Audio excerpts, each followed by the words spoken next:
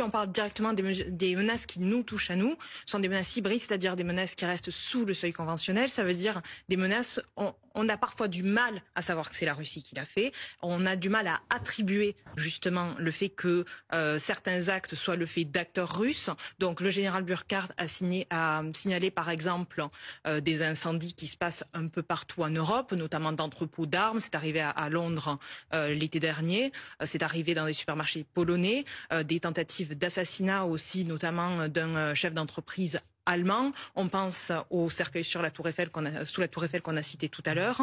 Ce sont des menaces qui sont destinées à saper la cohésion nationale. Voilà. Il a beaucoup insisté sur ce terme. Le but, c'est de diviser et c'est justement d'accroître la polarisation de la société. Et ça passe par, mais qui donc peut faire ces actes, on ne sait pas. La France a décidé donc d'attribuer désormais, à chaque fois qu'on voit une menace hybride, Viginum et le Quai d'Orsay